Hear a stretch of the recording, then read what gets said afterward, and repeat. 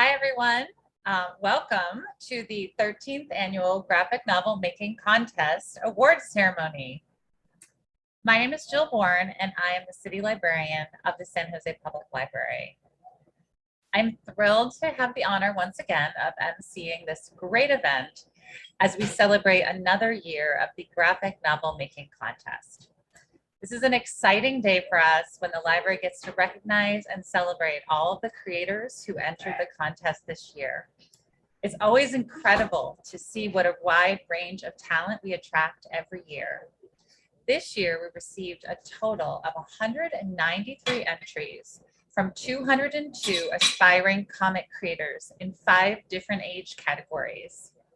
Children ages 0 to 7, children ages 8 to 9, preteens age 10 to 12, teens age 13 to 17, and adults ages 18 and over. And we're here today to announce the winners in each of these age categories. Entries were judged on content and illustration by a panel of industry professionals and library staff. And lastly, we'll also be making a digital collection of the submissions available through sjpl.org, the library's website. Starting on Monday, August 30th, you can view this year's submissions on BiblioBoard. So look out for our blog post on sjpl.org announcing this year's winners and linking to this year's Graphic Novel Making Contest digital collection. So tell all your friends and family that you are now a published comics creator. Yay! So before we get started, I want to thank and recognize those who made the program possible this year. Each year, alongside the contest, we provide supplemental comic making programs to help participants create their best comics. The first group I want to recognize are the talented individuals who provided artistic programming this summer. These programs presented professional skills, insight, and fostered creativity. Classes included character design, how to write a comic strip, cover art for comics, digital painting, submission draft review, and many more topics. Thank you to all for our expertise and inspiring lessons. Now, the second group I want to thank are our supportive library staff and program hosts, many of whom facilitate a multitude of programs this summer. These programs include hosting artists, providing creative writing and drawing exercises, facilitating book clubs, and many more. Other staff provided media, website, and marketing assistance to help promote and elevate this contest. So thank you all for your support. We could not have done this without you. Now, the third group I would like to thank is our 2021 Graphic Novel Making Contest committee members and program planners who made everything possible. Over many months of work and consideration, these dedicated staff have made this contest into a huge success. With everyone's assistance, we were able to provide more than 60 virtual classes to over 1,200 program participants. And that doesn't include the nearly 800 sketchbook kits that all library branches provided to our aspiring artists this year. Let's hear it for all the librarians and library staff. Yay. And finally, I would like to recognize and thank our sponsors, some of whom have helped judge entries, hosted programs, provided amazing prizes, and have supported this contest for many years. The San Jose Public Library Foundation, DC Comics, Sakura of America, Elusive Comics and Games, and the San Jose Museum of Art. Thank you so much for your support. Okay, today we have the pleasure of hearing from 4 talented guest speakers from different artistic industries. Lissa Treiman, a comic artist for the series Giant Days, and Disney story artist for feature films like Raya and the Last Dragon, Frozen 2, and more. McKinney, pen name LL McKinney, writer of comics and young adult series, including DC Comics' Nubia, Real One, and A Blade So Black trilogy. Robyn Smith, illustrator and comic artist. Today, Robyn and LL McKinney will be speaking together about collaborating on their DC comic, Nubia, Real One. And Emily Jenkins, pen name E. Lockhart, writer for children's picture books and young adult fiction. Whistle, a new Gotham City hero, is her first graphic novel. So before we move on, I will just note that one of our originally planned speakers, Gabby Rivera, is not able to join us today, but we hope that she will be able to join us at a future event, so stay tuned. And before we hear from all of these great artists and creators and we're going to announce our first group of winners, I need to make a couple of announcements. First, all participants will be able to pick up their prizes starting on Monday, August 30th at their chosen San Jose Public Library location. All winners and honorable mentions will be contacted by email after the ceremony to learn how to pick up your prize bundle at one of our reopened San Jose Public Library locations. As of August 16th, all of our library locations have been reopened to the public, and we are so happy to be serving our communities again.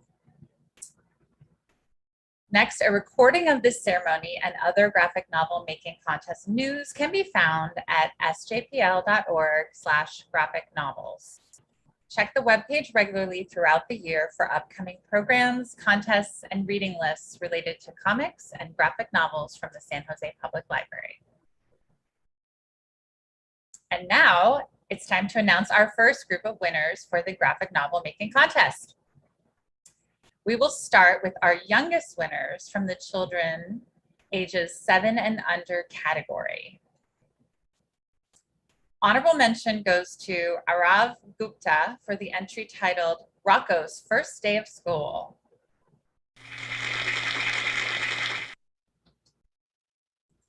Next, honorable mention to Vivi Milan for the entry titled The Marvelous Adventures of the Marble.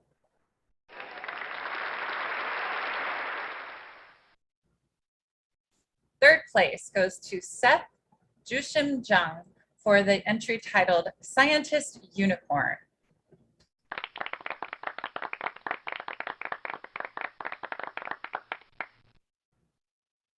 And second place goes to Susheth Mahadevan for the entry titled The Swirling Catastrophe.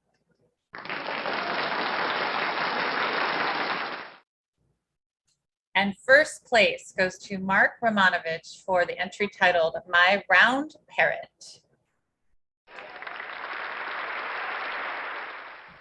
Please join me in congratulating all of our young artists who entered a comic this year. Your hard work and dedication is really impressive, and I hope you continue to create amazing work as you grow. Okay, now before announcing our next group of winners, I would like to welcome our first guest speaker. Lissa Treiman was born in Los Angeles and has never managed to leave. After graduating from Cal Arts, she began working as a story artist at Walt Disney Feature Animation in 2007, where she has most recently contributed to films including, but not limited to, Zootopia, Ralph Breaks the Internet, Frozen 2, and Raya and the Last Dragon. Giant Days was her first foray into published comics, a field which has always held a special place in her heart. While a full-time storyboarding job keeps her busy, she still finds time for comic work when she can, both through personal work and for smaller publishers like Shortbox. Please welcome Lissa Treiman.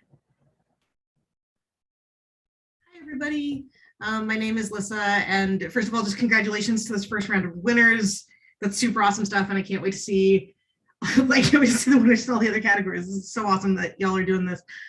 Is it okay if I share my screen to do a presentation? Yes, go for it. All right. So, hello. Yes. So my name is Lissa Treiman, and this is the hopefully brief story of just how I got into animation and into comics And like, I'm sure you'll hear from all of the panelists. I mean, like everybody's story is going to be different. Everybody's path into their chosen field is going to be different. So like, there's no one right way to do it. This is just how mine went. So currently, since 2007, I have been working at Disney Feature Animation as a story artist. Although technically since March of 2020, like many of us, I've been working from home. So actually I have been working here. So storyboarding is my primary job, but I've been really fortunate to be able to work on comics on the side and actually enjoy a little bit of a career in published comics in my spare time, which has been super, super awesome. As you can see here, I have always loved to draw. And I think that's what's at the heart of all of the stuff that I do. It's all about a love of drawing, and my early influences were, of course, Disney animated films and comics. We've got Archie comics, which were always kind of in the checkout stand in the grocery store. And so like, I'd beg my mom, like every time I go to the store with her, like, oh, can you please buy me Archie comics? Like those were some of the earliest comics that I read. And of course, I got Disney Adventure Magazine, which is how I first discovered Jeff Smith's Bone, which is a fantastic all ages comic. And that's what really got me into comic book stores in the first place, because I read it in Disney Adventures, but then I went to comic book stores because I needed to know what else happened. It was a much longer series. And that's when the whole world of comics opened up to me, and I was able to discover other titles that would continue and still continue to influence me to this day. So off of that, of course, I was inspired to start to make my own comics. So you can see one of the earliest comics I ever made on the left, and then like comics kind of going all through middle school and high school. These are just some of like the earlier comics that I ever did. And off of like eventually drawing all through high school, drawing all through middle school, much to the chagrin of many of my teachers. And I eventually wound up at art school. And I went to California Institute of the Arts, where I studied character animation. And it was there that I really started to get more into thinking about filmmaking and animation, and of course storyboarding as a part of that, and like storytelling, and like really starting to dig in to that kind of process. While I was there, I landed an internship up at Pixar for storyboarding, which is where I really started to focus in on it as a career. And it was like, oh, this is kind of perfect melding of like animation and comics, and it's something that I really, really love to do. And after I graduated, I landed at Disney. Tangled was one of the first movies that I worked on. It was a really great experience, and my story career just kind of launched from there. I've been fortunate to work on all of these amazing films. I directed an episode of an upcoming Baymax series for Disney Plus, and I'm currently head of story on an unannounced super secret upcoming film. But it's been really fantastic to be able to have had this amazing career in animation. Of course, the whole time, like I never stopped making comics for myself, and it actually became a pretty critical personal creative outlet when you spend so much time, working on other people's projects. Like any movie that I make, it's always the director's story, and I get to draw, but it's not characters that I came up with. And so being able to come home and tell my own stories and draw my own characters has been critical. It's been super, super important, and comics are like a really great outlet for that. And that actually is how I got into professional published comics in the first place. So in addition to like reading comics in the comic book stores, I read a lot of webcomics, like all throughout high school, college, still read a ton of webcomics. And one of my favorite webcomics was called Scary Go Round, which was written and drawn by John Allison. And in 2008, he held a contest to feature a guest comic on his website, and I entered and I won. And that's when John and I first became acquainted. That's when I was obviously aware of him. That's when he became aware of me. And time passed, and at a certain point we followed each other on Twitter. And one day he tweeted something. He was like answering a question. Somebody was kind of like, oh, like, do you have any other projects? And he's like, oh yeah, I've got this one project, but like I want to write it, but I don't have time to draw it. Like if only I could find an artist. And I messaged him like 80% joking. I was like, oh, I'm an artist, and I did not expect him to write me back, but he did. And he's like, oh, you'd be really great for this. Here, let's talk more. And that's how I got involved with Giant Days.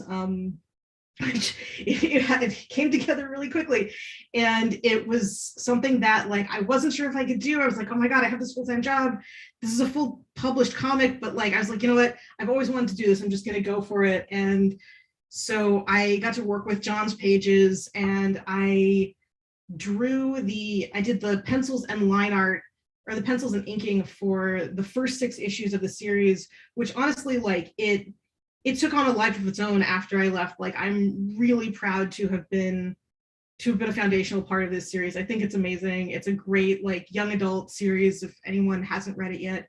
So I did six issues and a holiday special.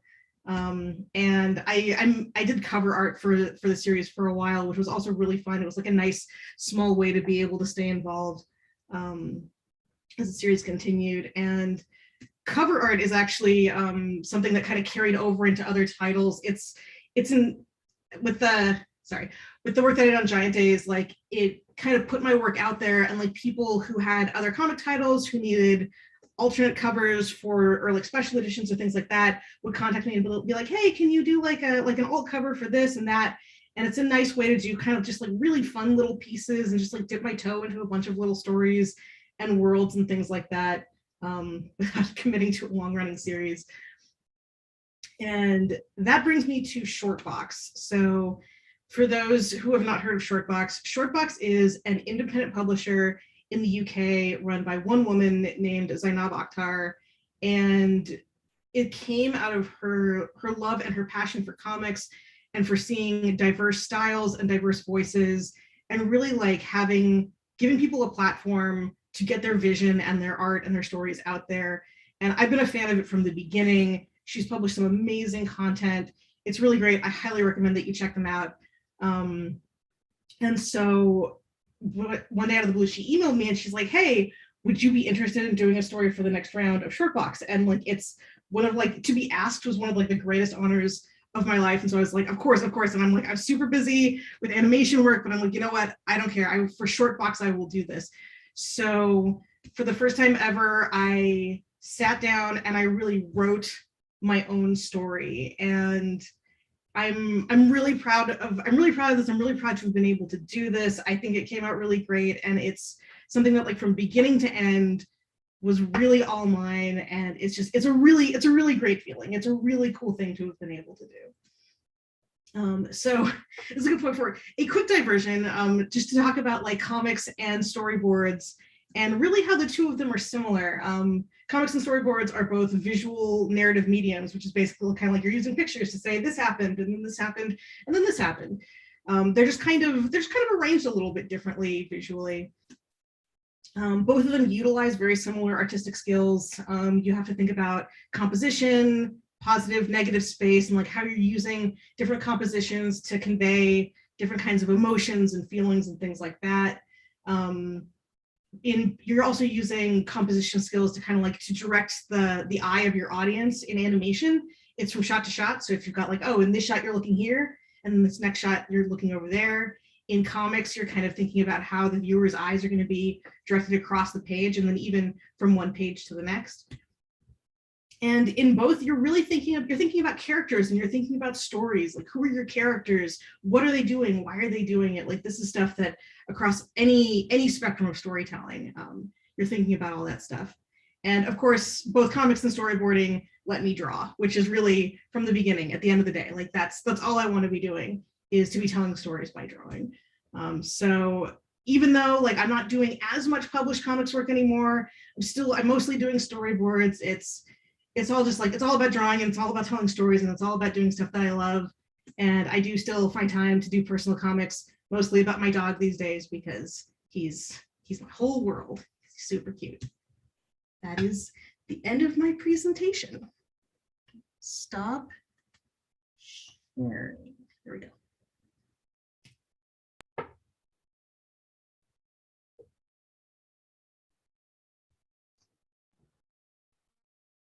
Thank you, Lissa. Sorry, I couldn't find my button there for a second. I want to thank you for being here with us today, and sharing your journey into comics and storyboarding. I know we always love to hear about the potential artistic career opportunities and the ways in which you've been successful. I know I learned a lot, and I believe everyone else did as well, and we can't wait to see your next feature film. So any questions that everyone in our audience has for Lissa can be put into the Q&A box at the bottom, and your question may be asked at the end of the ceremony during our question and answer portion. Okay, so now it's time to announce the winners in the children ages 8 and 9 category. Very exciting. First honorable mention goes to Emma Chung for the entry titled The Bake Off. Next honorable mention goes to Singlu Liu for the entry titled Leo and the Great Wave.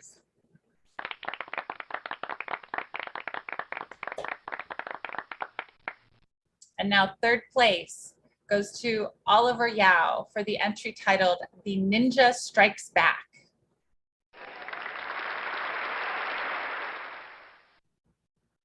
Second place goes to Jasmine Jian for the entry titled Volcano Miro and the Balloon Fairies. I cannot.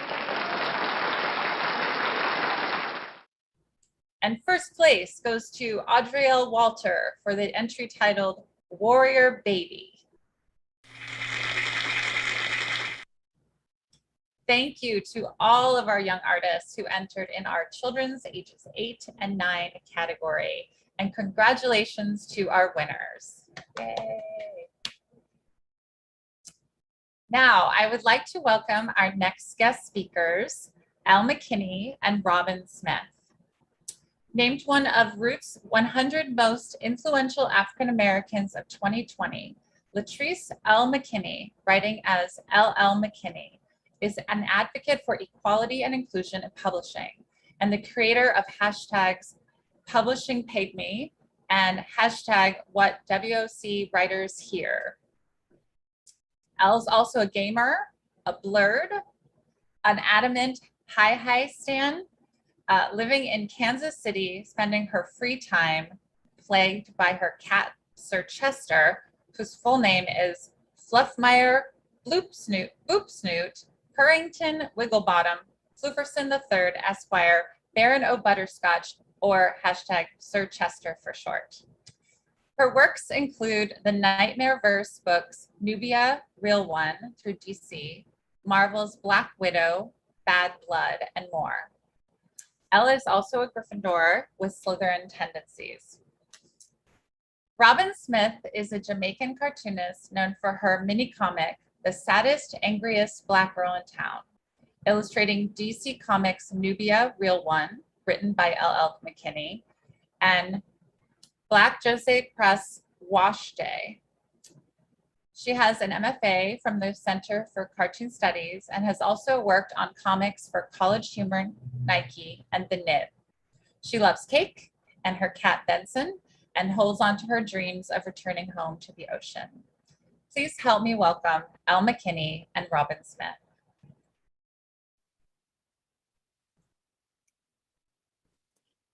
Hey. Hey everyone. So I'm Robyn. And I'm Elle, and I don't know where I am on the screen, but it's Me fine. either. It's fine. It's I okay. myself either. I don't. Oh God. It's fine.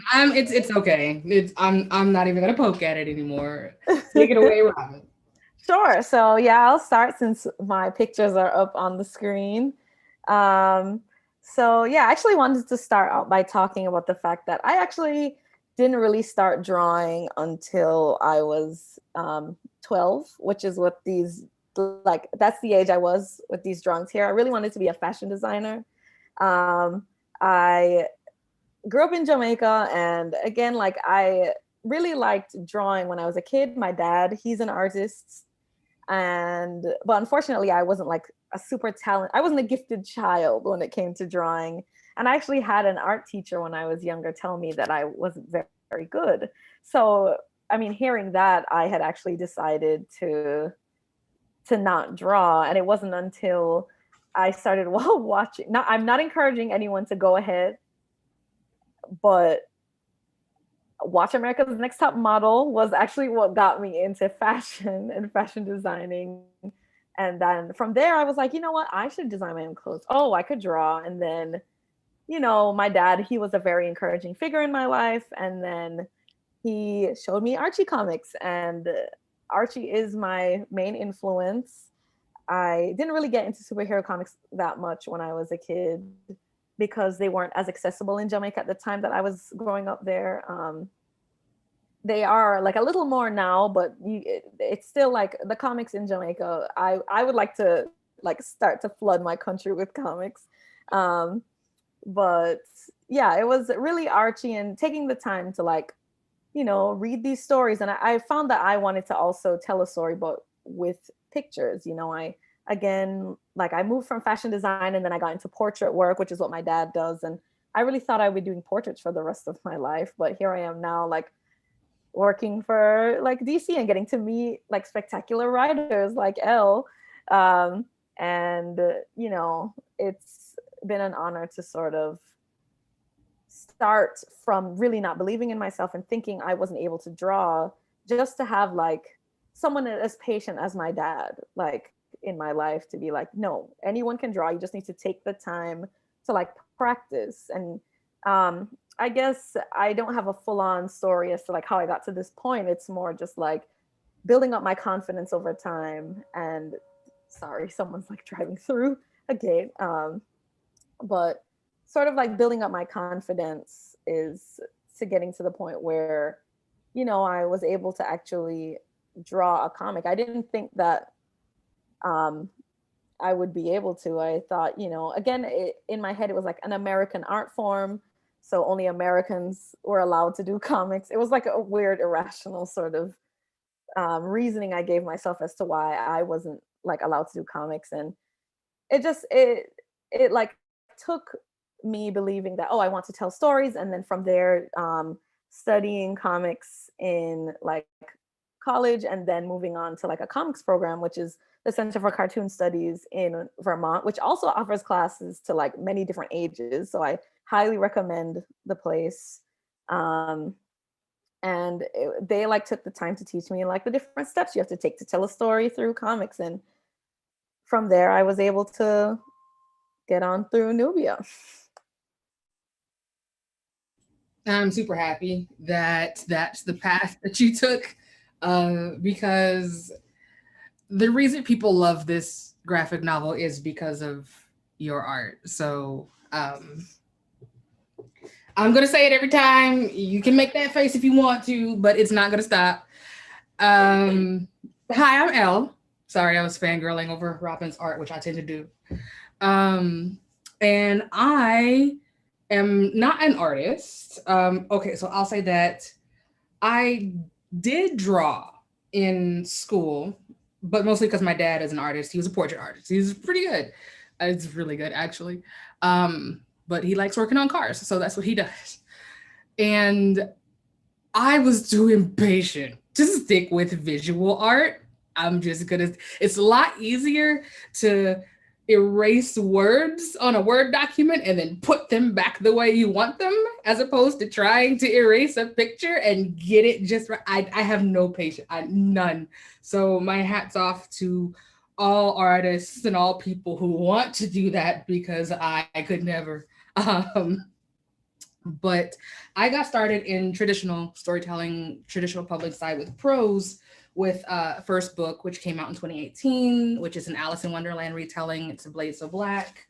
And it was through an executive at DC having been a fan of that book when I randomly tweeted that I want to write for Young Justice, because I love Young Justice, because I love comics in general. I have since my grandmother gave me my first one when I was like 5. She then DM'd me and was like, hey, send us a pitch. And I did. And I snuck Nubia into the Young Justice pitch. And they really took a shine to Nubia. and asked me to picture just Nubia. And that is how we ended up getting Nubia Real One, which is, as you can see on the screen. And I have my copy here. I'm pointing at the screen like you all can see my screen. It's fine. I'm fine.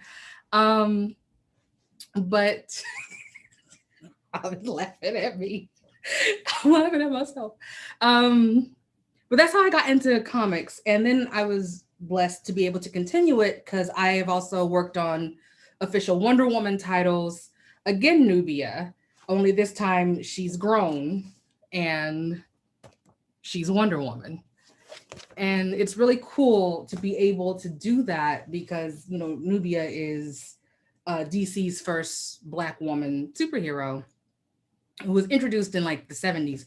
And people have forgotten she existed. So for years, when people would be like, oh, that's a Black Wonder Woman, I'll be like, no, her name is Nubia. She has a name. Use it, please. So I was a fan first. I was a huge fan. And that's everything how it ended up. And so I don't have pictures because I don't want to just show you pictures of words. That'd be very, very boring. So these are one of the stories that I wrote when I was super young. See, I also drew, look at this. I told you I have no patience. The houses are all colored. Like, oh my no god. Patience. None. Amazing. I have no patience. No patience. I was just like, all the people are red. But my grandmother laminated my first story. She was so happy about it. I found this in her house after she passed. We were going through all the things and she had kept it all this time. And so this is my first ever officially published.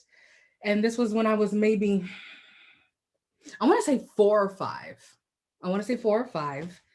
And then the very first novel that I wrote at like 12 is right here. Also boring, also upside down for some reason. I don't know. Wait, you wrote a whole novel at 12? I tried. I never finished it.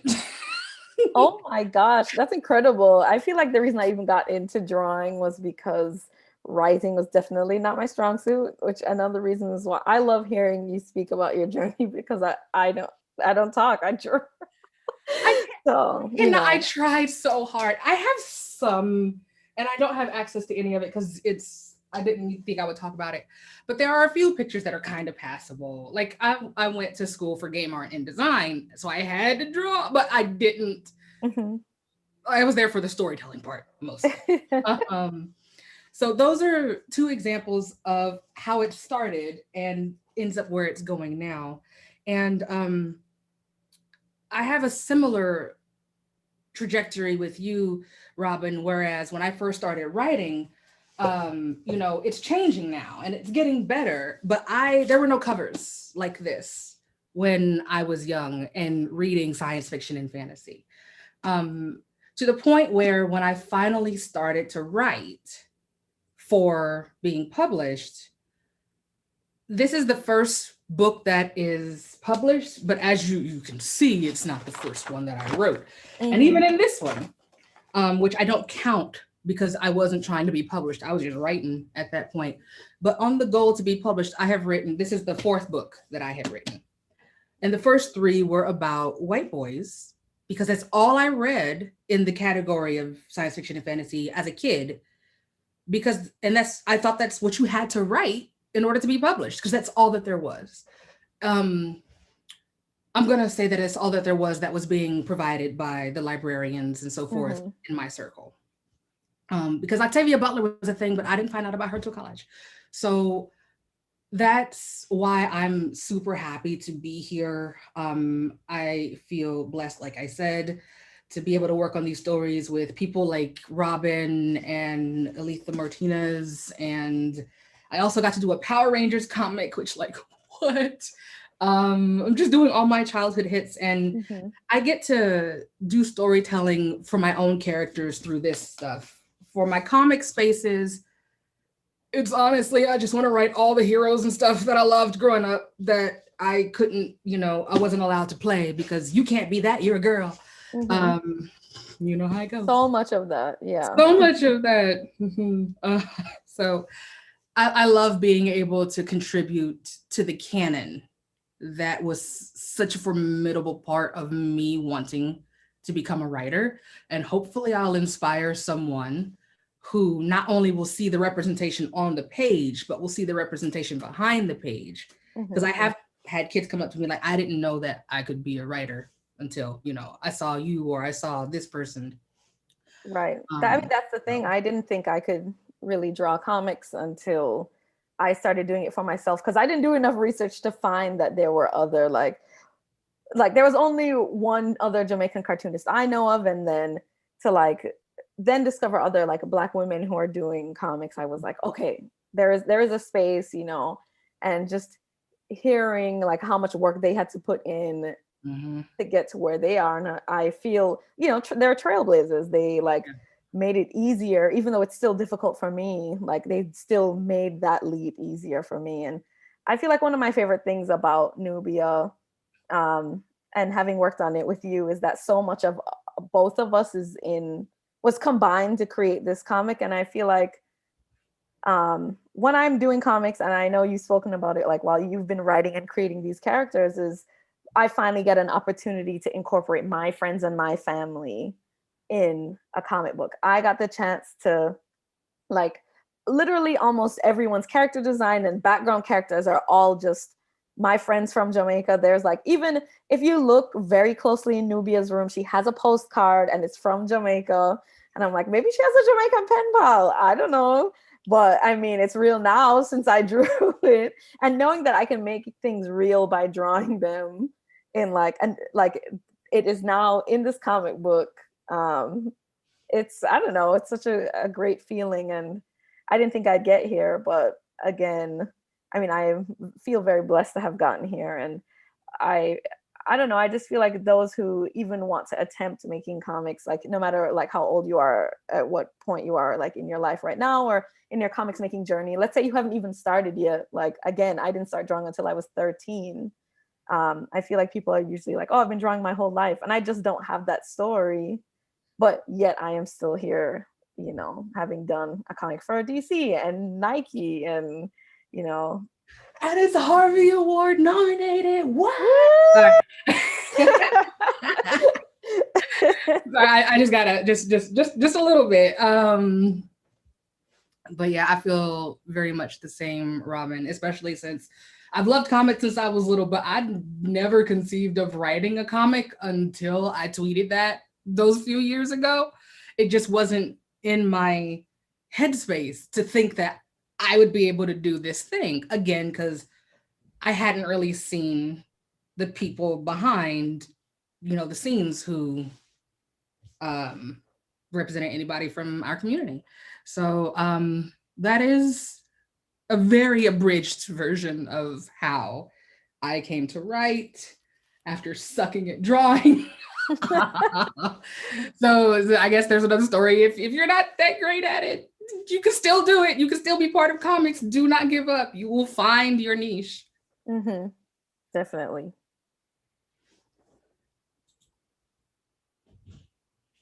That is the official, we're done.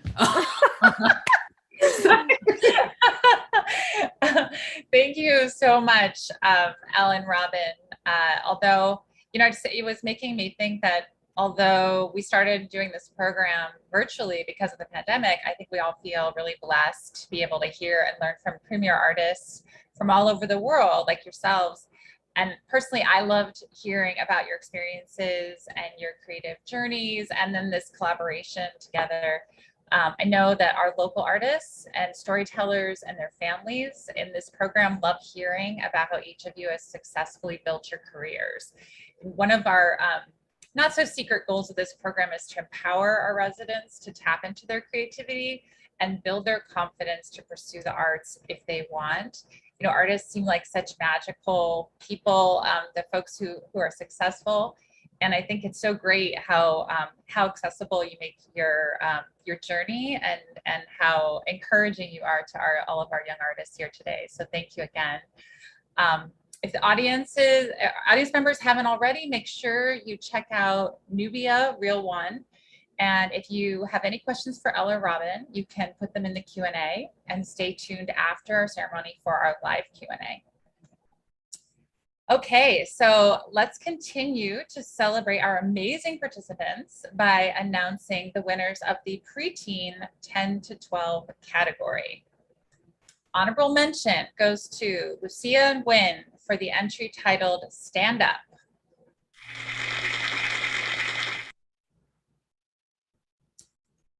Honorable mention goes to Tisha Prasad for the entry titled The Ultimate Back to School Guide.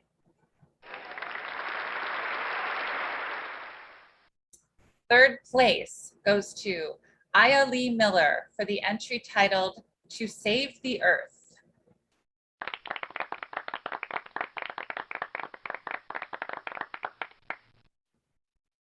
Second place goes to Samvith Mahadevan for the entry titled The Three Mars-keteers, A Mystery on Mars.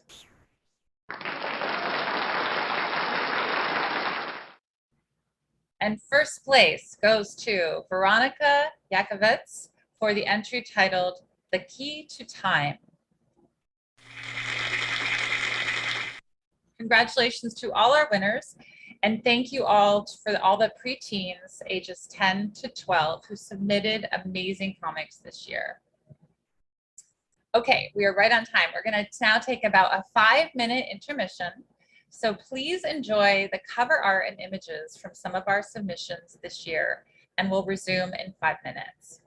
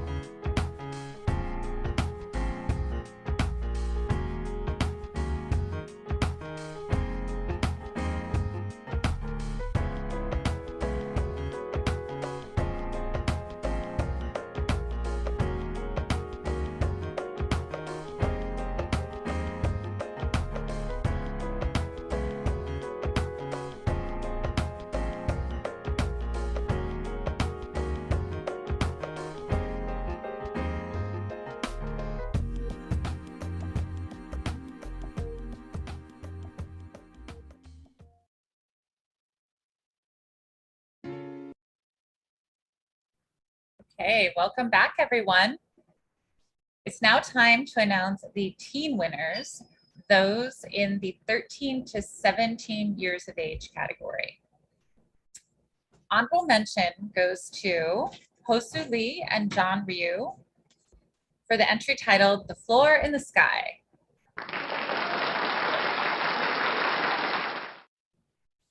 Honorable mention goes to Natalie Walter for the entry titled Satan's My College Roommate. Third place goes to Shamara Guevara for the entry titled Magic.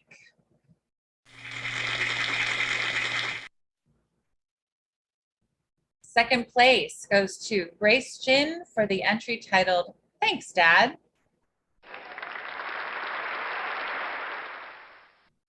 And first place goes to Allison Young for the entry titled A Tale of Two Letters. Thank you to all who entered our teen category, and congratulations to the winners. It's now time for our final guest speaker of the afternoon. E. Lockhart is the New York Times #1 and USA Today best-selling author of We Were Liars and other acclaimed novels. She is a Prince Honoree, National Book Award finalist, and Los Angeles Times Book Prize finalist. A longtime comics fan, her work caught the attention of DC Comics through superhero material contained in Fly on the Wall and Genuine Fraud. Whistle is her first graphic novel. Born in New York City, she grew up in Cambridge, Massachusetts, and Seattle, and has a doctorate in English from Columbia University. She lives in Brooklyn with her family and a team of cats. Whistle, a New Gotham Hero by E. Lockhart, illustrated by Manuel Pritano, color by Gabby Metzler, and lettered Troy Peet, will be released early next month. Please welcome E. Lockhart. Hi, I'm so happy to be here.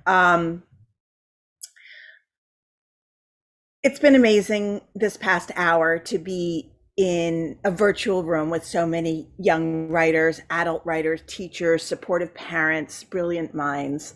I loved seeing all the art on display during the intermission, and Elle, Robyn, and Lissa, it was very inspiring to hear you speak.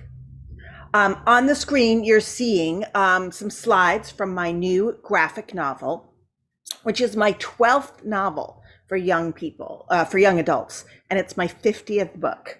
But it is my first graphic novel. It's called Whistle, a New Gotham City Hero. And Whistle is a Jewish teenage activist hero who lives in Gotham City and fights Batman villains. She fights Killer Croc, who you can see on the screen right now. She fights the Riddler and Poison Ivy. And she does all this with her sidekick, Great Dane, whose name is Leibowitz. Whistle is the first superhero to launch as Jewish from DC since 1977. So that's really all you need to know about Whistle. And what I really want to do is talk to you a bit about writing and tell you what I think is one of the most important things to know about it. Writing is a long game. Librarians, we can take the slides out now, if you don't mind, and just let people see my big old face. Thank you. Writing is a long game. What's a long game? A long game is a kind of a confidence trick or a con. That is, it's a scam, right? So it's not a quick and easy steal your wallet type of situation. If you're a con artist, the long game takes forever.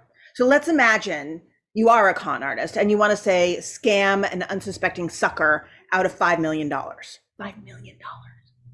The long game involves convincing the sucker that you are an expert finance person and then making friends with that person, taking them out on your yacht that you don't really own, and convincing them several months or even years down the line that they should buy a house in Tahiti from you, sight unseen. So this new best friend pays you $5 million, thinking that you are their financial expert best friend. But there is no house in Tahiti. You take that money, transfer it into a new bank account, and disappear. It took you like 2 years to do this, right? But you made $5 million. You're also a terrible person. But that is another story. Okay, so that's what a long game is. And writing has a lot in common with being a con artist, because you make things up and you make them up so well and so thoroughly that other people believe in them. But it's also a long game. So this is a little bit of my story. My parents were divorced when I was very, very young. And my mom and I lived in communal housing situations. So we moved around a lot and we lived in these kind of big communal houses with lots of other people. And we didn't have a whole lot of furniture because we were moving so often. I had stuffed animals and toys, I had clothes, I had a laundry hamper, but I didn't have, like a big bed or bookshelves or other stuff like that was moving around. One thing that we did bring from house to house was a cardboard box in which were these big, beautiful books of fairy tales, old fairy tales, illustrated fairy tales with tip-in sheets in beautiful color with like special tissue paper over them.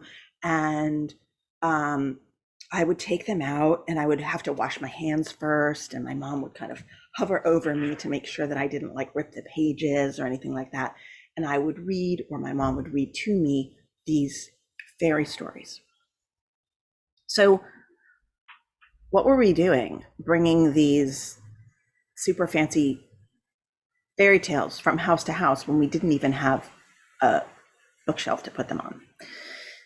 Well, later I found out that these books were books that my father had given to my mother when they were first courting.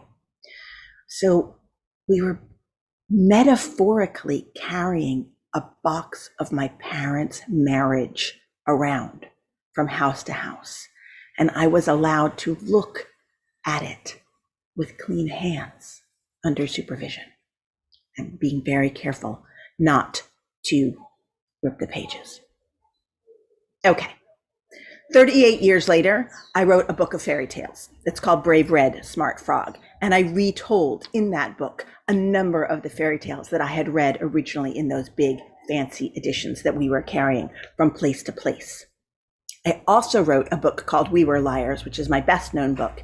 And in that book, a novel, I use a lot of those same stories. We Were Liars is also about family treasures and the way those treasures can mean so much more than what the actual objects are worth. So like, I don't know, a jewelry box or a string of pearls or an inherited painting or any kind of family heirloom. It can mean so much more in a family than just, the object itself, right? So that box of books that symbolized my parents' marriage, right? I used that in writing We Were Liars. So writing, it's a long game. It took 38 years for that box of books to pay off, but it did. When I was in high school, I was a very dormant writer. I wrote all through elementary and middle school. I wrote a ton. I wrote huge novels, very, very long-winded novels. I imitated my favorite writers. But then in high school, I got distracted. And I was distracted by two things. I was distracted by romance, crushes, dating, blah, blah, blah, and by musical theater and also straight theater. So you folks, all of you who entered this contest, you are not distracted. You are already making things. So that is a huge head start. But if you do get distracted in the next 6 months, in the next year, for several years, that is okay.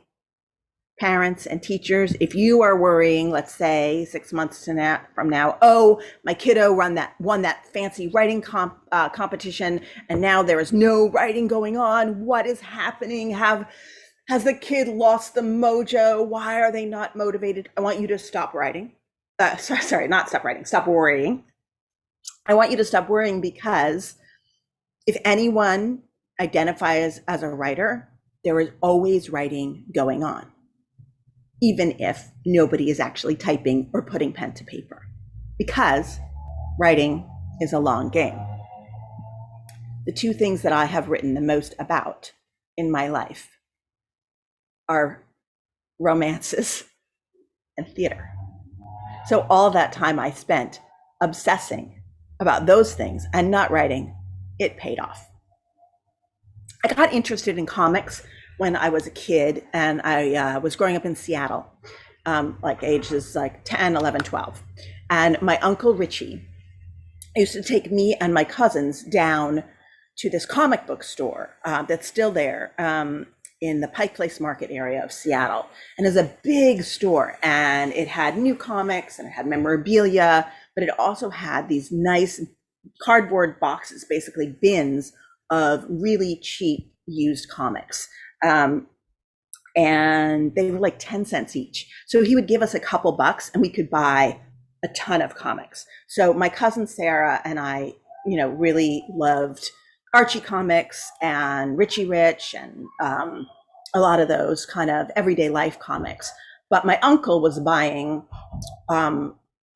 X-Men, Spider-Man, Batman, Hulk, Fantastic Four. And so after I read all the Archies, I would read his comics, and I came into the world of Gotham City that way. Fast forward, when I got out of college with an English degree, I was subscribing to Spider-Man and reading that on the regular. And my dream was to get a job writing comic books. But I had no idea how to get started. This seemed like an impossible job that I could never get.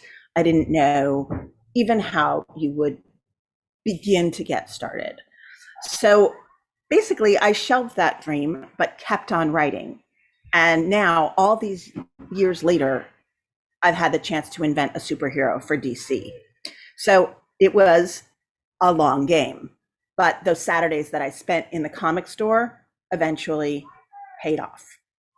So Whistle, A New Gotham City Hero, is a graphic novel about a girl who is looking for a way to make a difference in the world, a way to raise her voice. Each person in this virtual award ceremony has already found a voice to raise. You are writers. That is a powerful thing. You are already strong, and you will become stronger. You are the future. And the future has potential to be bright and shining. So do not despair. Do not despair if you get stuck. Do not despair if you get distracted. Do not despair if you get obsessed with something else for a while. It is a long game, and you have already started playing. So lift your voices and speak your truth. Thank you. Thank you again, Eve, for joining us today. I loved your stories. You couldn't see it, but I was nodding and laughing along. I know that place in Seattle, by the way, because I also have family there. And I can't wait to read your debut graphic novel, Whistle, A New Gotham City Hero. So remember, everybody, that Lissa, Elle, Robyn, and Eve will all be participating in a live Q&A in just a few minutes if you have any questions for any of our distinguished creators. But first, our final age group. It's now time to announce the adult winners. Honorable mention goes to Laura Allison Click for the entry titled Seal Stitching. Third place goes to Homochromatic Rabbit for the entry titled Luna Goes Out.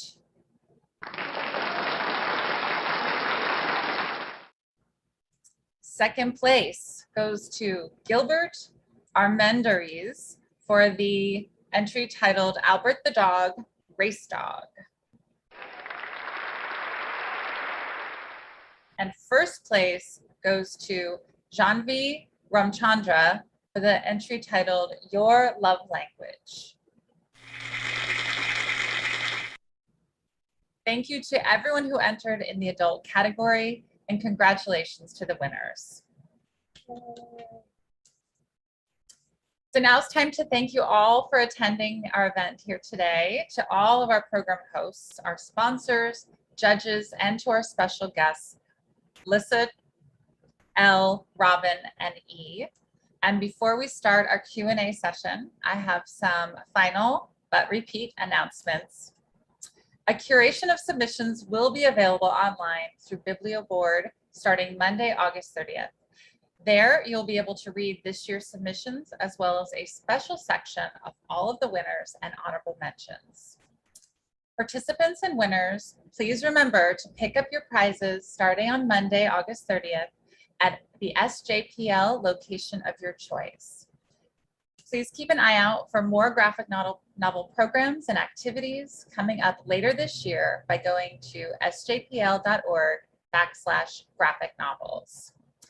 And once again, congratulations to everyone who has won a prize today, and thank you for joining us. We look forward to seeing you again next year, and our Q&A session will be starting in just a moment, so I hope you can join us. Kyle Burkett, the graphic novel making contest chair, will be moderating our questions. So Kyle, please take it away. Hey, thank you, Jill. Thank you very much. I want to welcome everyone to the Q&A portion of our program today. As Jill said, my name is Kyle Burkett, and I've been the co-chair for the graphic novel making contest for the last 4 years. Before we start the Q&A, I just wanted to give a special thanks to DC Comics for their continued support in allowing us to work with such great talent today. And I wanted to make a quick plug for a new project that the library has undertaken with San Jose State University called the SJ Story Map. This is an interactive virtual map that aims to collect and share personal stories and images pertaining to life in San Jose, California. We are actually collecting submissions from anyone who would like to submit. These are images, stories, just kind of anything that relates to life in San Jose. So you can check that out. For more information, just go to sjpl.org/storymap. So with that said, we can begin. If you'd like to ask a question to any of our panelists, please go ahead and use the Q&A box at the bottom of your Zoom window, and we will do our best to make sure it gets answered. But I'm going to start with this first question for all of you to answer. And thank you again to all of you for being here, E, L, Robyn, and Lissa. We really appreciate it. So the first question that we have is, what advice do you have for all of our attendees who dream of one day having a professional career in comics? I know that you've talked about a lot of this in your presentations, but we're wondering if there's any advice that you can give that you would consider indispensable. And feel free to jump in if you would like. Lissa, if you'd like to start. Sure. So you unmute. I mean, I think that I think everyone on this all of us have kind of touched on it a little bit, but I mean, God, it's a cliche. The miss you miss 100% of the shots you don't take, but I mean, just never be afraid to try for stuff and never be afraid to keep trying. There are more avenues out there for getting comics published than ever. Obviously there's Marvel, there's DC, but there's a million other publishers. There are so many people who self-publish now. So even if one place doesn't work out for you, you can find an audience if you just keep trying. Great, thank you very much. Who would like to jump in next? Anyone? E, would you like to go ahead? You're unmuted. Sure.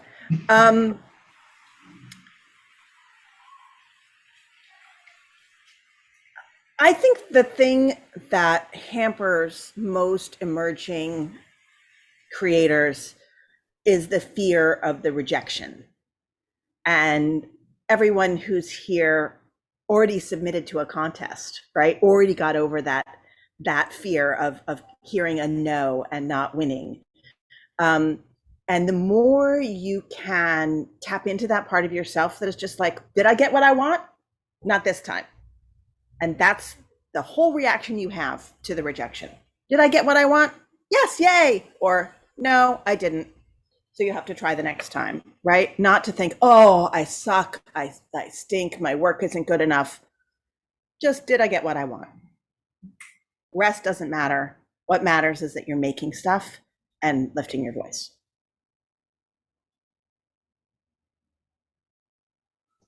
Thank you very much. Robyn, did you want to take a shot at it? Sure. Sorry, I like ducked out for a second and just came back. What was the question? So just anything that you feel like is indispensable advice, or anything that you were told along the journey, that you would like to share with everyone here that dreams of, having a career in comics. Sure. So something that I figured out was to be like a published artist, all you have to really do is print your own book and then go and sell it.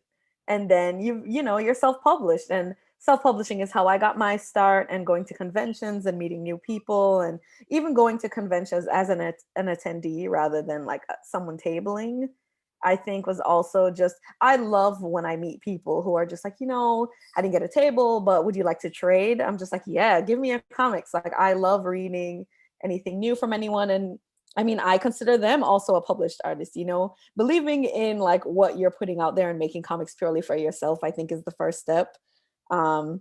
Because then you really find like the joy of creating other things that have even a piece of yourself in it. Like, that's why I took on Nubia, like, that's why I was like, okay, I can see myself doing this. I know what I like to do. And the only way you're going to find out what you like to do is by like, doing it. That's really my advice, is just to kind of keep creating, even if you're disappointed by it, you move it aside, you keep going, because odds are when you go back and look at that thing you're disappointed by, you're going to be like, that was not that bad. I was just tripping. Like, that's it. Great, thank you. Elle, did you want to take a shot at answering the question too? Sure, and I'm very glad that you asked, Robyn, because I was gonna be like, so I was the one not paying attention to teacher, and had no idea what the question. I think it's what piece of advice. There's so much advice. So my advice is gonna be about advice, and it's, if somebody's advice doesn't work for you, that's okay. Not everything works for everybody. Not everything works for the same people the same time. What worked for me writing my first book did not work for writing my second book, and neither of those worked for my third book, and I'm kind of scared of my fourth one, so we'll see what happens. But yeah, writing advice is very subjective. There, besides, do the thing. Julie, do the thing. But just find what works for you on that project as you're doing it, and don't be afraid to either toss something out, even if it did work in the past, or try something new, even if it didn't work in the past. Because again, so much about what's happening around the project, not just the project itself. Your circumstances in life, your mental health, your physical health, all have an impact on that. So don't beat yourself up on if your method isn't methoding at this point in time. Switch it up, try something else, and keep track of what does or doesn't work, so that you can try new stuff in the future, or try old stuff in the future. That's great. I think I appreciate that answer, and I'm sure that our audience does as well. So one of our questions here from an audience member, they say that you are also talented and inspiring. I want to give you all an opportunity to plug your social media if you have social media. And I would ask you, in this kind of landscape with self-publishing and social media, how do you feel like that affects your ability to generate an audience? And what kind of advice can you give to our audience in terms of engaging their own audience? So that's kind of a long question, but if anybody would like to jump in, feel free. I will jump in. So. Mostly because social media is a thing that everybody's kind of super into it off and on, I would say. But I go back and forth because I grew up when there was an internet, and also when there was. So it's a very interesting place to be at, because it's like I can turn it off and walk away and be fine. But I know that for a lot of people, it's very central to how people communicate with each other. We're able to talk to people on the other side of the world in real time, as we are doing right now. So, you know, the internet does a lot of great things. And I said that to say that it all depends on what it is you want out of social media and what it is you're trying to put out there.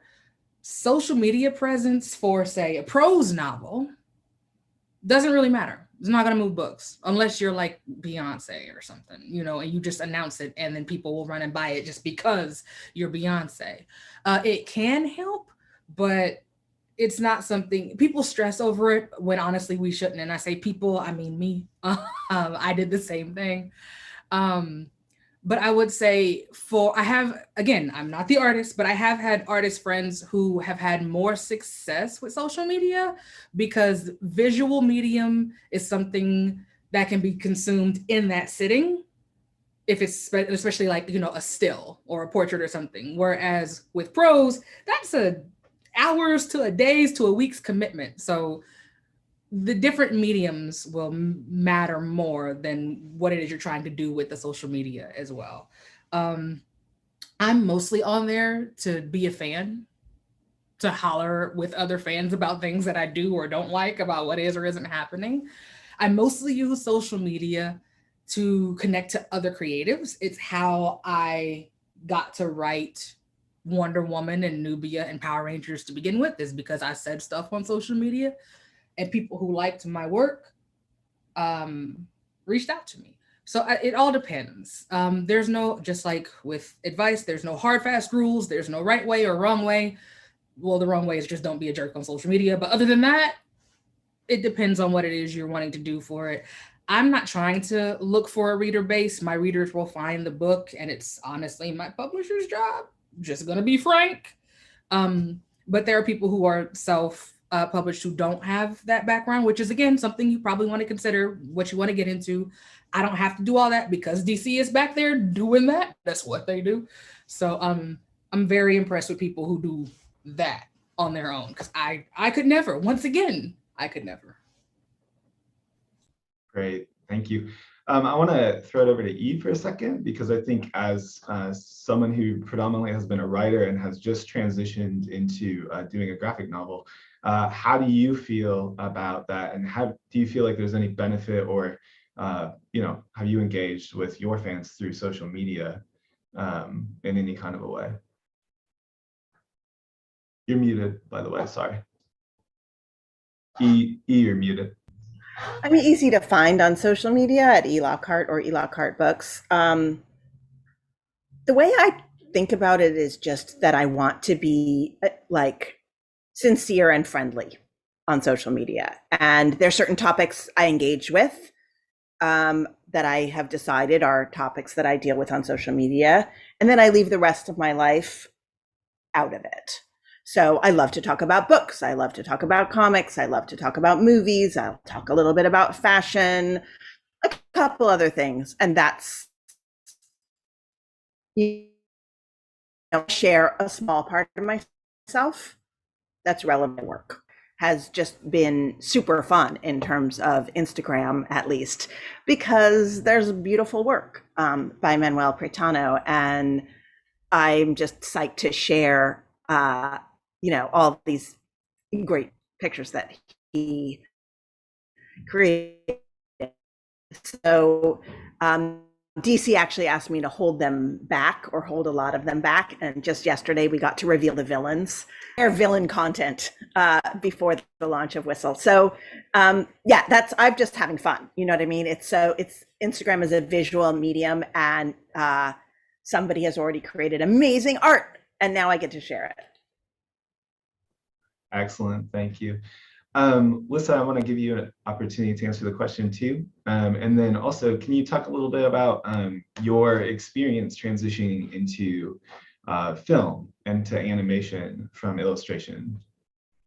Yeah, for sure. I mean, yeah, just the social media thing. I mean, I think like Elle kind of touched on a little bit of it, just kind of piggybacking off of a lot of that. Like it can be kind of a double-edged sword. Like it's an amazing platform to both like meet other creative people and to get your own work out there and to get it seen by a lot of people. But I mean, like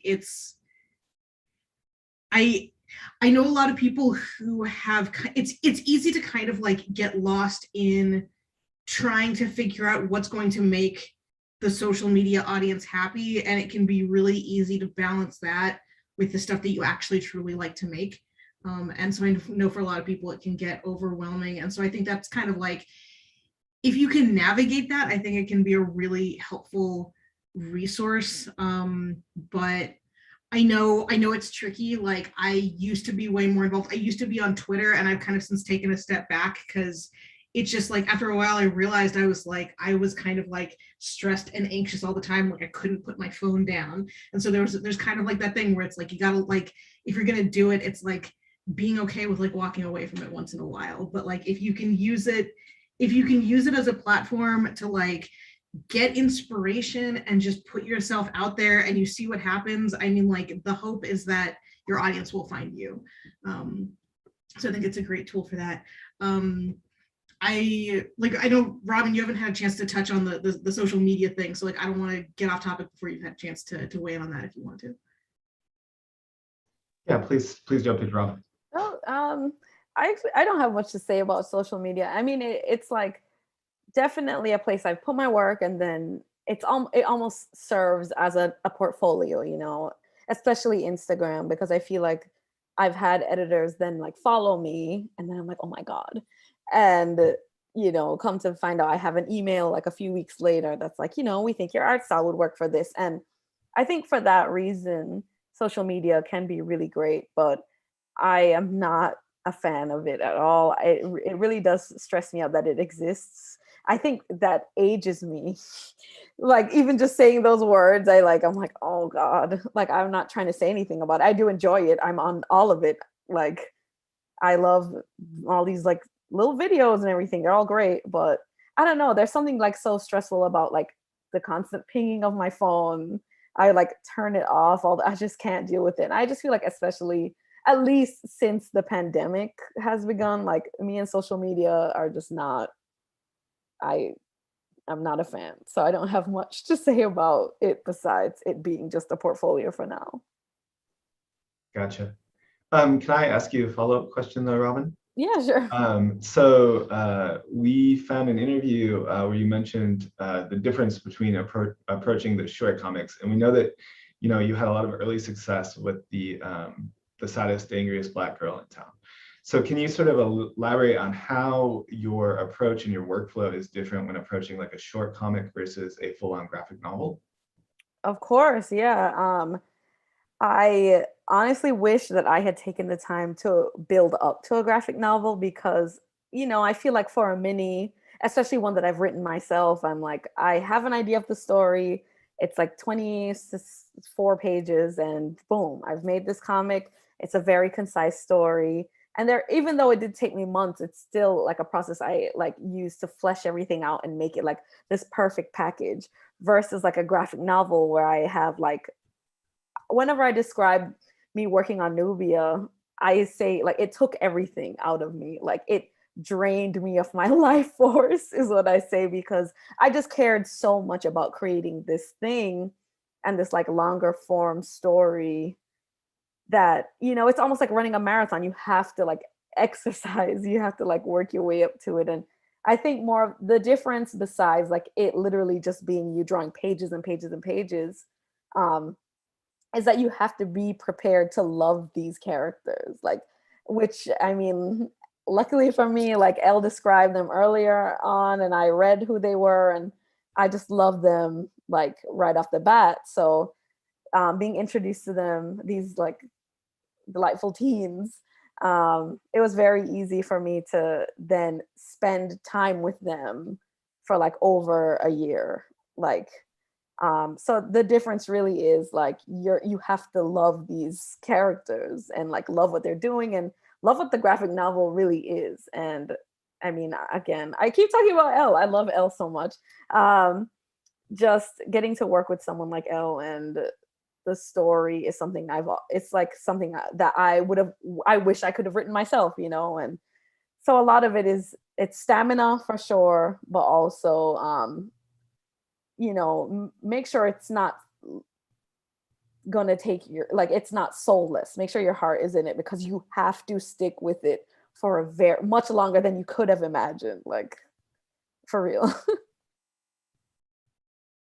That's great, thank you. So I think that kind of opens up the question of collaboration. And so how do you all, how do you go about finding people to collaborate? And how do you define a successful collaboration? We have a question from one of our attendees that's asking, you know, if you're better at drawing or writing, and you know, you need to collaborate. So how do you go about finding someone to collaborate with, and how do you find a successful partnership? I would, in my case, and I've done this one graphic novel, but I've also done many, many, many picture books. And in every case, the artist was found by the publisher. So I submit a text or a proposal for a text, and the publisher is pairing me together with an artist they think is appropriate. And they, you know, usually offer me a choice of a number of different potential artists who they think are a good fit. And what happened with Whistle is Manuel Pretano, who did all the drawings, was in Italy.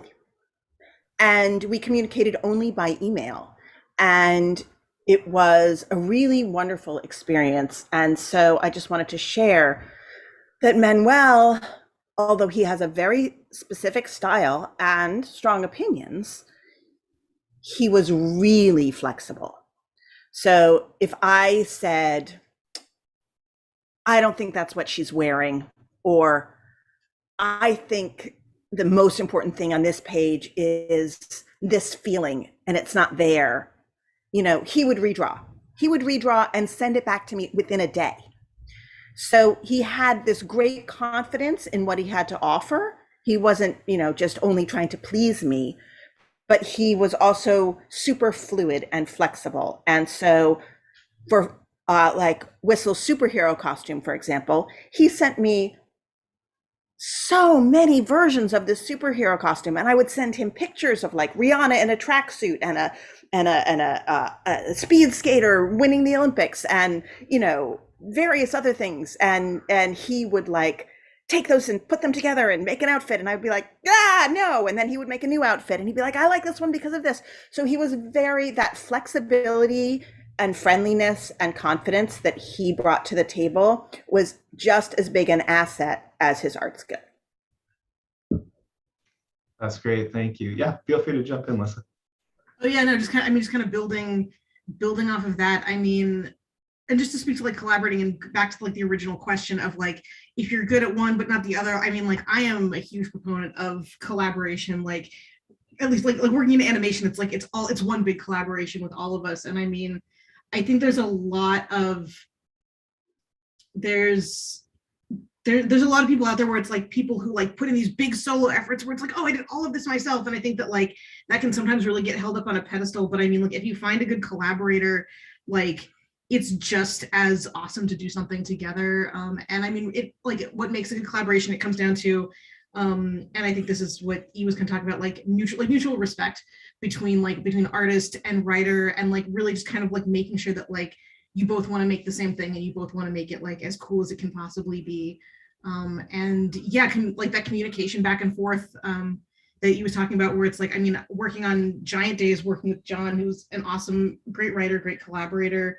I mean, like he would send me pages and then I would write him back like, hey, I'm kind of seeing it this way, or like, and he's an artist too. And so he would sometimes like, it was a huge time saver for me. Most of the time he would kind of do like little page panel breakdowns, which is just like one extra step of the process where it's like, okay, great, this saves me some brainstorming time. But sometimes I'd be like, hey, I see this page layout like a little different. And he'd be like, go for it. Like, show me what you got. So it's healthy collaborations are the best. Great, thank you. So we do, for, you know, Elle and Robyn, you have a collaboration. So I think I would love to have you both answer the question as well. And you know, how do you find that partnership? How do you find that the person to collaborate with? Yeah. So I've done 3 comics now, 2 for DC and 1 Power Rangers. And the Power Rangers one is the only one where the publisher chose the artist. The other 2 were a collaboration because it was a collaboration between me and my team, because in bringing Nubia, this character that had been such an important part of the mythos before DC does what they do and, you know, turns it off and turns it back on again and everything's all jumbled up. And she had been demoted from being Diana's twin sister, you know, same powers and all that good stuff, to just being this random figure floating through these stories. And so they were like, we want to bring her back. And I was like, cool. So I don't know if you're aware, but there's this thing in artist social media, artist Twitter, artist period, where people don't have the best of times drawing folks with darker skin tones and lighting them and not making them look like they're made of clay and things like that. It's a whole thing. Like, you could Google it and you'll see. So in order for the characters, which I knew would be Nubia and her family and her friends, who are primarily Black, I demanded that they give me a Black woman artist. If it's theirs, they could do what they want. But if they want me to write the book, they're going to give me a Black woman artist. That was my line in the sand. And so they sent, they were like, okay, here's a few. And we're going through and we're looking at them. And this was before they started having folks do audition pages where they draw maybe 4 or 5 pages and then send them in. And so I get audition pages from a few people, and I get Robyn's audition pages, and I'm like, we're done. This is it right here. I need to see nothing else. Thanks for coming. That's pretty much it. And so I got to meet Robyn after seeing the pictures and the character designs. And I think artists are sorcerers, honestly, because I hadn't really described the characters, and I hadn't really described the characters in my other Nubia one. But Robyn managed to pull pretty much exactly what I was thinking for how these characters looked and how they behaved on the screen and their expressions when they were talking to each other. Like, she managed to pull it out of my head, and some of it I didn't even know that that's what I was thinking. And it's the same with the other artist who, again, it was Nubia's first foray back into mainstream comics. And once again, I said, because of who this character is and because of how she's been done in the past, you're going to give me a Black woman artist. And I got Aletha Martinez. And Aletha drew a character who I had based on my grandmother, but I did not describe this character. And so I get the art back, and my grandmother is staring me in the face from this comic page. And it was really trippy. It freaked my grandfather out in the best way. He kind of got a little misty about it because he saw, like, that was his wife, she had passed. And I'm kind of misty talking about it now. But being able to work with someone who not only understands the characters as people, but understands them from a cultural standpoint, understands the touchstones, understands adding things to the background or to their expressions, that you're gonna know exactly what it is that means without it having to be explained if you're from that community. And being able to see those characters brought to life with that level of authenticity. I keep talking, I'm sorry, I know, but I'm such a fan of Robyn and her work. And it was really great. I had no notes. Well, again, I'm not an artist, so I just leave it to the professionals.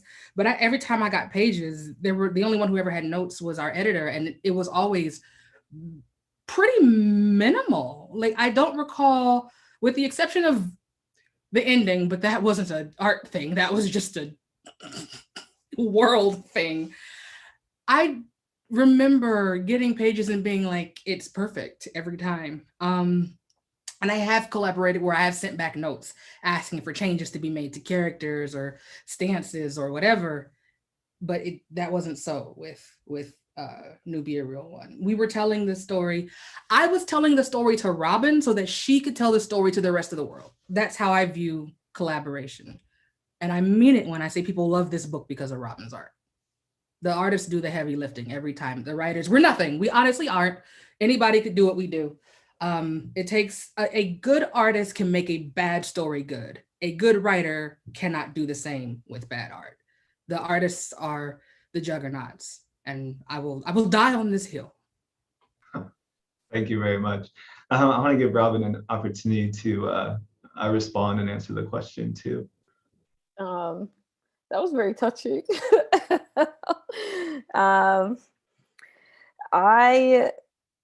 I don't know what to say besides. I mean, I feel like, I don't know, I just feel like I've been very, I don't want to say lucky, so I say blessed instead, but I feel very blessed to have only worked with like people who seem to like tell a story that I already want to tell. So it works out where it becomes the seamless, like, oh, they're at a party, I know what they're doing at the party. She puts her, like, for Elle just to be like, oh, you know, Nubia puts her hair back. I know what that means. If she's in action now, like her hair needs to be like cane rolled back. Like it's just this sort of like seamless, like it's very low effort besides of course all the drawing. I don't know how to, of course, like I just said like minutes ago, it took my life force, but it just in such a positive way where I just cared so much about the book and the art and the story that I spent all my time doing it. You know, so even though again, that's not something I recommend, take breaks. Again, it still energized me knowing that this book was going to look the way that it was going to. And like, it was so much fun getting the book in the mail and then reading it again, because there is something about like only drawing it for so long that you forget what the words actually are. You just have a gist of what's happening in each panel. And then there's just something about seeing it all together. And you're like, oh yeah, that's hilarious. Oh yeah, these kids, they love each other so much. I'm so glad that they're like all hugging in this panel. I'm glad I nailed that. But again, it's like, I trust Elle enough to know that the description of this panel versus like what the words might become, whether or not like she changes it or what it already is, like she's already communicated to me what she wants here. And so I've drawn that. And now here's the finished product. And again, there is like sort of like low effort. There's an ease to making everything seem seamless. Again, because our cultures are like so similar in terms of, we've experienced these things. Like, I know what it's like having this group of friends already. That's why I've drawn them like this, because this is something I've experienced. So again, and it's the same for like Wash Day, which I mean, I haven't really mentioned here, but like I've collaborated a lot with Jamila Rouser, who owns Black Jose Press. And again, it's just us. So we talk, I mean, Jamila and I talk every day. So talk about like collaboration. It's just constantly just knowing like, oh yeah, here's this thing, and me being like, oh, I already put that in there. Oh, here's her shirt. Oh, it has a Living Single reference on it. You know, it's just things that sort of all go together when it's a really healthy collaboration. I really like that term. Thank you very much. I think this gives us a good opportunity to, there's many people that are asking about how you deal with your work-life balance and burnout. And how do you continue? I mean, you said you've published what, 50 books? So how do you continue to find that inspiration? You know, how do you find that balance, and how do you deal with the possibility of burnout? And if you want to go ahead and jump in. I do get burnt out. You know, I support my family this way, and so sometimes I'm working a lot. But you know, I work pretty regular hours, and I know for some creative people, a huge rush where you work around the clock is the right thing. But for me, slow and steady wins the race. So sometimes I'm just writing 3 hours a day, and I take a break, then I take a small nap, then I wake up again, then I deal with email and all that kind of stuff, and maybe I write again for another hour or two towards the end of the day when I really have a full second wind. So I'm not ashamed of the nap. I'm not ashamed of the concentrated, really intense time and then the break. I think that we can sometimes think that like the more we punish ourselves, or there's a myth of like the tortured artist or the tortured writer writing in a garret round the clock, fueled by caffeine and other terrible substances. And I think that's a myth, right? You can make some beautiful art, write some beautiful stories, work in a couple hours a day, and then work in your other job or dealing with other parts of your life. And, that's a totally legitimate way to be an artist. That's fabulous. Thank you. Lissa, did you want to have a crack at that one? Absolutely. The burnout thing is super real, and it's something that in recent years I've only just now kind of started being okay with. Like, it's okay to let yourself go into periods where if you can, to let yourself go into periods where you don't produce as much. I like my big thing, like after I did Giant Days. So Giant Days, the first 6 issues was a 9-month sprint. And I was doing that on top of my full-time animation job. So that was like all my nights and weekends. It was 2 jobs I was doing, because comics is hard. It's like, it might be harder than animation, like mad respect to every comics artist working out there. And I came out of that, and it took me a very, very long time to come out of, I'm still coming out of the burnout from that one, if I'm being 100% honest with myself. And especially, and this kind of flows back into the social media thing, like it can be tough when you're in social media and you see people like posting art, like doing a million different things, and you're sitting there and to kind of like realize like, oh my God, I haven't done a single drawing for myself in like, a month, but like kind of letting that be okay. Just kind of like letting your brain rest, letting your body rest. And I mean, like, I was still, I say it's like, oh, I haven't drawn anything in a month. And it's like, I'm still doing my animation job like during the day. So it's like, I'm still drawing. It's just not what a part of my brain perceives as like what I should be doing. I think it's a lot of like kind of retraining yourself to be like, it's okay to take a break. It's okay to have, if you can afford to do it, it's okay to have time where you're doing nothing and you're just recovering. And I think it's about like letting yourself off the hook a little bit and giving yourself permission to do that. Fabulous, thank you. Robyn or Al, did you want to take a crack at that too? Yeah, Lissa, I cannot believe like what you described, the amount of work that you've done. I don't know if you saw it, my jaw dropped. I was like, oh my God, I feel the stress, but also like the need to do that, and after my jaw dropped, I was like, wasn't I just doing that like 2 months ago? So I was like, oh my God, why am I so shocked? Because just, I like am currently working on a graphic novel, but at the same time, like this Nike job like appeared out of nowhere. And I was like, oh, but I also need this money while I'm working on this book. So it's me like trying to find the time to make all these things work, because there is always this panic that if I don't accept every job that comes along, none will ever come again, which isn't true, because I mean, even though I have yet to turn down a job, which I'm working on because I want to be able to do that. That's the point, like jobs keep coming. So the opportunity for me to turn something down eventually will come, and I look forward to it.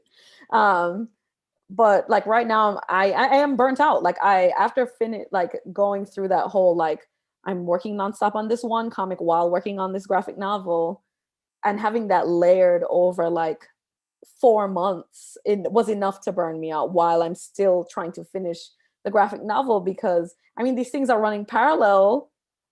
And then eventually my energy is all used up. Instead of me running one line, I'm running 2 at the same time. And now I'm towards the end of the graphic novel, and I'm just so tired, but it's due in like a few weeks. So now I need to like figure out how to redistribute my energy. And something that really has stuck with me is that, you know, if you don't rest, your body will force you to rest. So there have been moments where I have felt like very ill, and I'm like, oh, but no, I need to, again, there's like the glorifying this like struggling artist. So it's me like, no, I need to fight through this and get my work done. No, that's wrong. Don't ever think that. If you're like feeling sick, if you're ill, if your anxiety is spiking, which is my like problem, you need to lie down. You need to do something that's just, I bought a crossword puzzle book. That's my new hobby. Like, that's what I have to like do to calm myself down, to like recenter myself, and then realize that, you know, not everything that I just think producing makes me important. And that's not true. And it's still something I'm fighting with. Like, if I'm not making any work, if I'm seeing all these people on Twitter again, like produce all these things, and I'm just like, how are you, all this art, all these illustrations, like I'm still not even up to that caliber of artist, in my opinion, you know?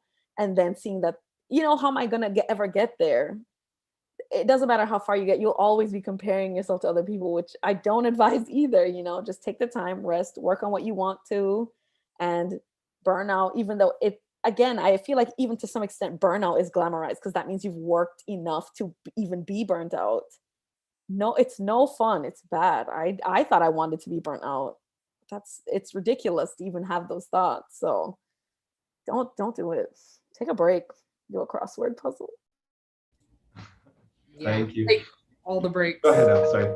It's like, I agree, Robyn. I'm also probably gonna physically fight Robyn on this Zoom, talking about I'm not at that caliber of artists. I'll find you, ma'am. Don't think I won't. Pandemic and all, we'll fight. But I'm gonna second everything that everybody said here. Fourth it. And because there was a time where I was working into the prose side, where I was like, I'm writing 2 books in a year, also 6 short stories, also editing these things over here. Because again, not only is it that you want to say yes so that stuff keeps coming, without getting into it, I'm going to try not to get too far into it, but there are systemic issues within all the industries. And one of them is that certain people don't get paid as much as other certain people. And so in order to make up for that, because bills and food and needing to live, you end up taking on a bunch of little jobs to make that work. So you can work for instead of having like the one big paycheck that could sustain you, because that's what the point is that you get this advance, and it's given to you in advance of the book coming out and making money so that you then have time to work on it. But the point of the advance has kind of lost its way after a while. But I have been hospitalized for not taking breaks. I have had pneumonia. I have had several things happen where, like Robyn said, my body was like, can you just go sit down somewhere before you take us out of here too early? And I'm going to preface by saying, before you get to the point where you think you're like, okay, not necessarily I've made it, but now I'm a professional in this space. Because you're, like Robyn said, again, there's always going to be another step that you wish you were at. Your goalpost of, hey, ma, I made it, is going to move. But as you're establishing these, hey, ma, I made it moments, also take time to establish your boundaries. And not just your work boundaries, but your personal boundaries and your self boundaries as well. Because I know myself and I know what's happening when I do this and I'm starting to spiral. And there's a point before I can't stop it, where I try and recognize to get off the train. And it's because I have worked up to setting those boundaries. Beforehand, I would have just let the train go. I didn't know no better, full steam ahead. So that's another one, is work on your boundaries for yourself. Practice saying no. No is a full sentence. You don't need to explain why you can't. You owe nobody an explanation. They asked a question, you provided an answer. That is the end of the exchange. Also, plan in part of, if you do schedules, which I do not, which is why sometimes I'm up till 4 a.m. writing, and then, you know, it is what it is. Because I also used to have a full-time job working 40 hours while writing 2 books a week and 6 short stories. So yes, plan out the breaks, like insert them into your to-do list and plan to do nothing. Like when people call me, particularly my family, they're supportive. I love them, but they still don't get it sometimes, you know, that this is a career, this is my job. And they're like, hey, what are you doing? And then they're like, oh, I'm doing nothing. Oh, great. So you can, no, I can't do anything. I'm doing nothing. Meaning it was a choice, meaning I'm sitting here on my couch watching Avatar: The Last Airbender, and you're going to leave me alone. That's what I'm doing. I'm doing nothing. That's fine. Take the time to recharge and do whatever it is you need to do. And don't beat yourself up when you're not working.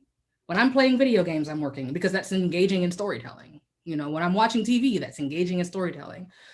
When I'm in the shower and that idea comes that I can't write it down and I know I'm going to forget as soon as I step out, which is why I need to put a Siri pod in there so I could just tell Siri to write it down for me.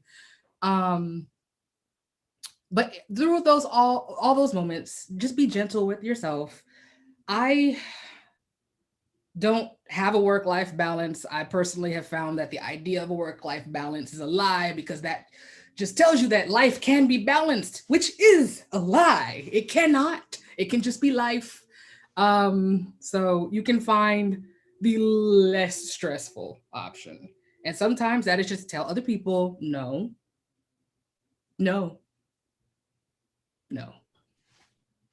I think that's great. I think that's, you know, something that's really hard for people to do, especially when they have the enthusiasm, you know, to do the work. I wanted to touch on one of the questions that someone asked that was about Archie comics, though. So it seems like there is a common thread with many of you about the Archie comics. And so I just wanted to ask, is there anything that you're all reading now that you would like to recommend?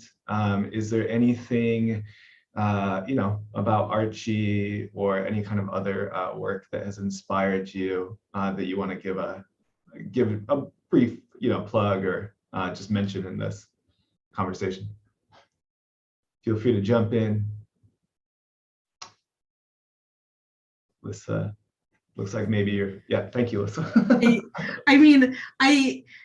To the Archie thing, I mean, I think that where it kind of becomes like a very common source of inspiration for a lot of us is like, at least for me, it's just like, it's so accessible. Like you don't have to like seek out a comic book store. It's like, for me, it was right there in the grocery store. Like, and it was like at eye level, like my little kid eye level. So it was just kind of like, it was there. And I mean, I think that was like the biggest thing with Archie. It's just like, man, it was there. And like, it was there. There was so much of it. As far as like, I always get paralyzed whenever the question of like, oh, what's like a good comic now? Like my instinct is like to look over at my comic shelf and like pull a million things off of it. And I'm like, what am I reading? And like the first thing honestly that like comes to mind, and I'll just shout it out. An artist, she works in animation, but she also works in comics. Her name is Aminder Dalawal, and if you follow her on Instagram, she has like so many long-running stories. She just collected, I say just like last year, collected a bunch of them into a graphic novel called Cyclopedia Exotica. But it started as a bunch of stuff she was doing on Instagram. And she currently has this story going called A Witch's Guide to Burning. And it seems like she just has like an infinite number of stories in her head, because like she just kind of like, as soon as she wraps one up, she has another one ready to go. And like her drawings are so charming, and her stories are so good, and her characters are so good. And it's like it's not like a big published, like she's like a big published person. It's not like a big like published title. It's just like it's something she's just running on Instagram right now. But if you can check her out, she's an awesome person, talented artist, great writer. Fabulous. Thank you very much. So we got just about 5 minutes left. E, I'd like to throw it over to you. Well, I really love Gene Luen Yang. He wrote a really interesting Superman for DC, a Chinese reinvention of Superman. And the most amazing graphic novel by him is called Boxers and Saints. And if you haven't read that, I highly, highly recommend. He's written lots of books. I love Nimona by, oh God, I'm going to forget Noel. What's Noel's last name? Anyway, Nimona, amazing, amazing graphic novel that started as a web comic and Yeah, I'll just leave it with those. There's some amazing things. Oh, I'm reading the new Alison Bechdel, which is called The Guide to Superhuman Strength. And if you haven't read Alison Bechdel, I'm guessing mostly adults are here at the tail end of this presentation. She wrote Fun Home, and The Guide to Superhuman Strength is large format and like very philosophical and historical, and it's so wide ranging. She's just a super powerful intellect and artist.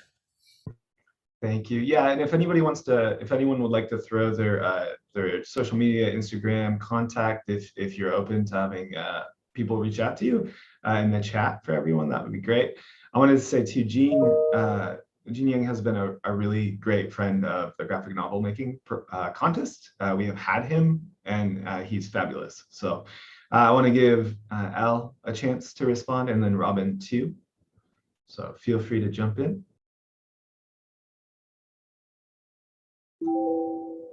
Sorry, I was trying to get the doc to come up so I could click the mute, and it just didn't want to do the thing. So is this just like a in general or of all times type? Just anything you want, anything that you, anyone that you want to plug for the rest of the people watching, people that'll see this on the video, just a shout out to anybody or what you like. So I like a lot of things, but in keeping with what's currently going on, there is a new Nubia comic coming out, and I'm so happy as a fan, because again, I started out as a fan. It's called Nubia and the Amazons, and one of the writers on that is Stephanie Williams, who also did some great stuff with other comic heroes, particularly Black heroes, Black women, back when WandaVision was happening and Captain Marvel was happening. And you see, I'm blanking on the name, but her name is, she goes by Spectrum, and also Captain Marvel. Oh, what was her name? She was in the show, Black one, big hair. I'm failing now. It's gonna come to me as soon as I go away.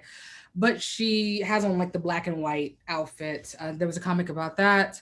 And just other great work. Anything Stephanie puts her hands on just turns to gold. I'm also going to recommend Wash Day. That is an amazing comic. That is the comic that I read where I was like, yes, pages from this one, please. Which is Robyn. And Wash Day is amazing. And then there's also The Saddest, Angriest Black Girl in Town. I'm sorry, you're just gonna have to be embarrassed about it. I told you already. And that's my current loves in comics right now. Are those, because again, huge Nubia fan, and it's been so many years, and I'm just happy that she's back, and it looks like they're going to give her space this time around. Excellent, thank you very much. Robyn, so we're just about out of time. So if you want to go ahead and answer the question, and then you will have the last shot at answering questions today. So go for it. Sure. So real quick, Archie Comics, again, I gotta bring it right back to Archie. Archie was actually, again, I really like what Lissa said about it being accessible. Again, it was one of the only sort of like long form comics in Jamaica at the time. It's just digests in our supermarkets, and it would just be so easy for me to collect them. Also, my favorite like genre of comic is a group of friends just hanging out doing nothing. That's why I love sitcoms. I love anything formulaic, and Archie was just that for me. I love that we know their relationships, and that is just all I want from a comic. And that's kind of what I put into Nubia. I just wanted us to know their relationships and their friendships. Things that I'm reading now, Goes by Luke Kruger Howard is such a great comic about like human connection. What else am I reading? Anything by Jillian Tamaki and like Mariko Tamaki. Love Alison Bechdel as well. I love Shannon Wright. Like they're all just doing things that I really enjoy, and so I'm just saying their names because all their comics are great. So check out those people, and yeah. Thank you. Yeah, we've had Mariko Tamaki as well, and she was wonderful. So I want to just say thank you so much to all of you for being here and sticking it out to the end with us and answering all these questions.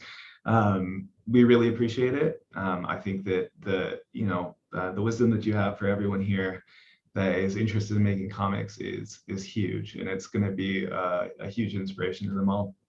I want to say thank you to all the library staff that helped put this on and make it happen.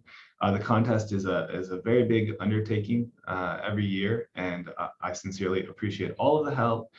And I also